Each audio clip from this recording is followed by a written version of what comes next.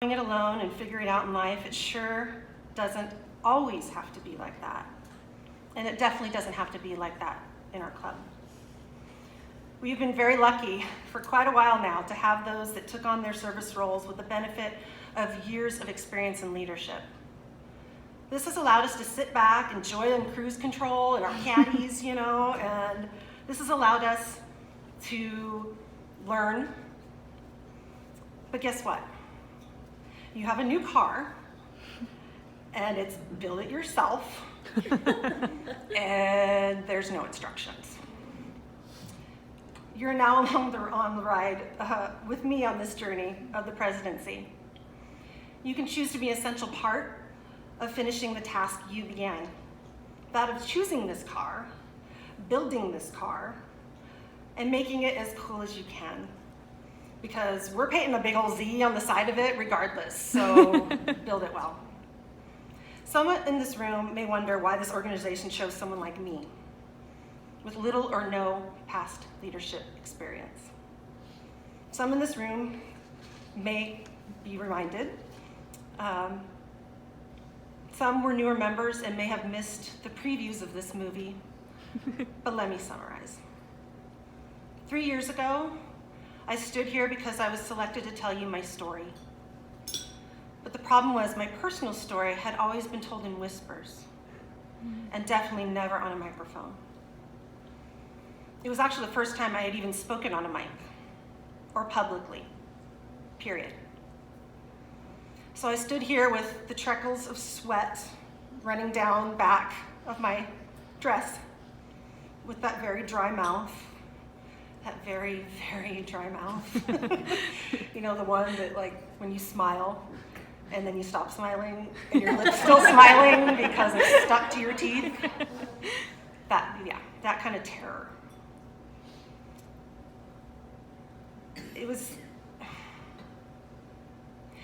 a kind of terror that robs you of, that amazing speech that you have in your head when you're sitting there going, oh God, this is gonna be so great. And then you get up here and it's like, your words can't come out because your tongue is still stuck to the roof of your mouth because it's so dry.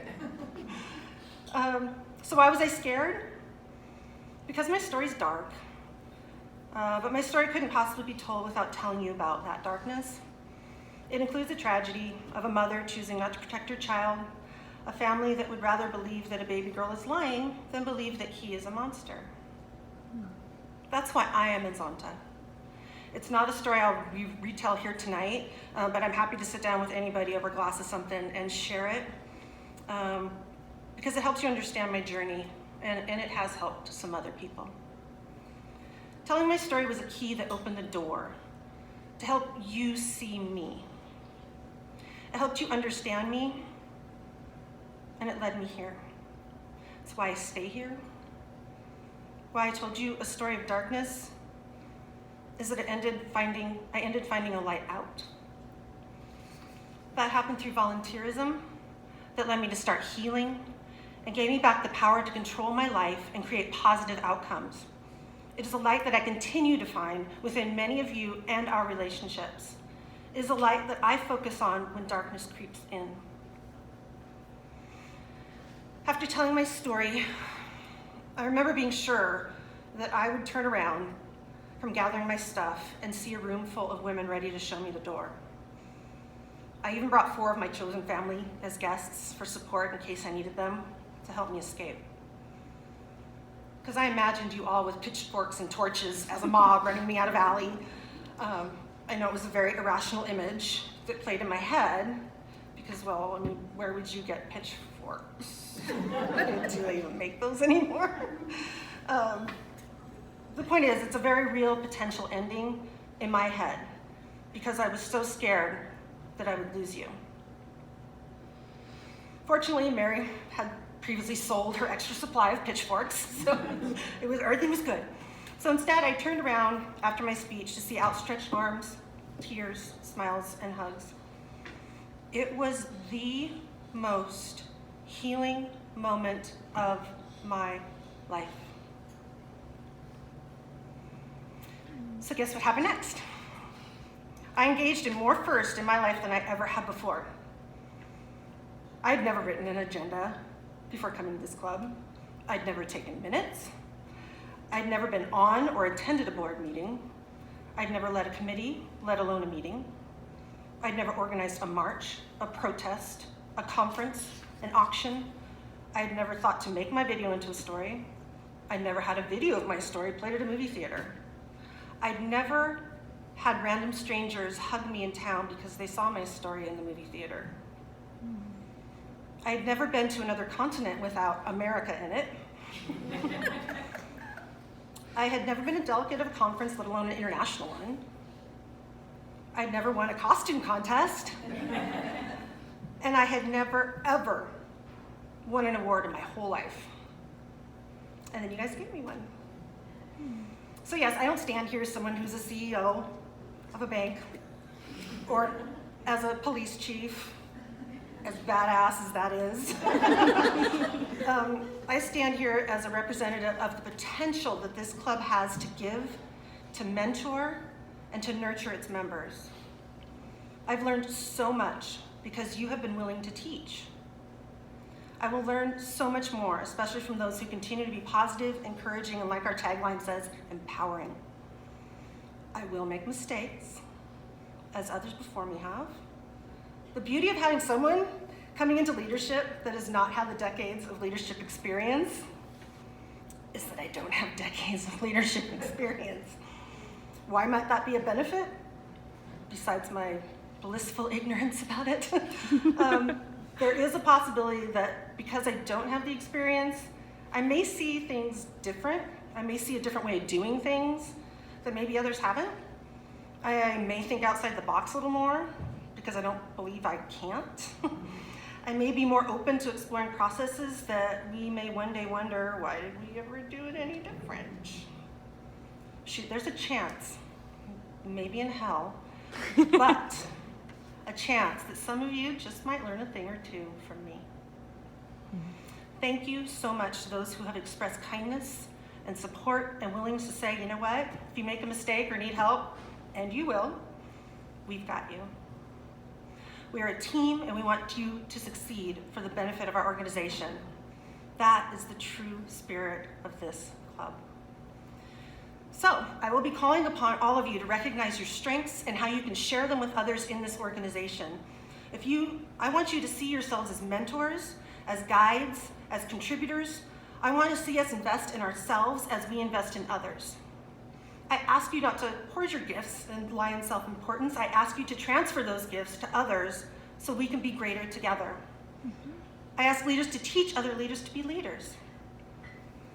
So what's the point of all this? Did you guess that it's the setup to reveal the theme of my presidency? The theme I developed encompasses some of what I just spoke about and more, which will be revealed at the June business meeting. Stay tuned. And I swear I did not coordinate with Jeannie to tell her story and do that. That was just a bonus. But nothing is more powerful than a story. While a few of our members have been asked to tell their story over the last years, like when I told mine during Kelly's presidency or during Diana's presidency when we honored the Golden Roses, but there are still so many stories we haven't heard. I want all stories of all members because your story is our story. Your story is the Zonta Club of Corvallis story. Your story is our history. If you left this earth tomorrow, what is the story you want to tell about your journey in Zonta? What do you want to share with the future members of Zonta 20, 30, 100 years from now? What history can you record about our club? What relationships can you detail? What stories can you tell that happened within it in the last 80 years, in the last year, or even tonight? If you were not here tomorrow, what stories would go with you? How can you honor those who have already left us with their stories? Not everyone has a life story of pain or trauma that led them to Zonta. It is not a necessary component of anyone's story. Your story is unique to you. It may be full of positive occurrences, and maybe your path to Zonta came through a desire to make more friends and build community. That's a story. Whatever your story is, own it. It's yours. Be authentic and tell it. No matter how much you think it won't inspire others, it will. Everyone has a story to tell. Everyone has a story that touches others in a way you never anticipate or imagine. We normalize our stories because they're ours, and we think, it's no big deal, right? This is the furthest thing from the truth. If nothing else, my time in Zonta has taught me that every person I have a conversation with ends up inspiring me in some way. The things you guys have done, the things others will do because they heard your stories. We need to record and celebrate the amazing people in this organization. We have a collective story that is our history.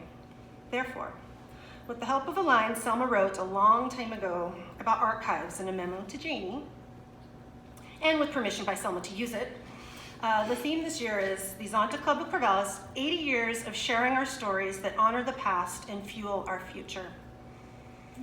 I'm so excited to engage in this project. I mean, we'll discuss the steps forward at our next business meeting, as I said, but no matter how you want to tell your story, we will make sure that you have the opportunity to do so. And remember, your story is our story. So, let's get y'all telling it so we can share it and fuel the passions that will drive us into the future.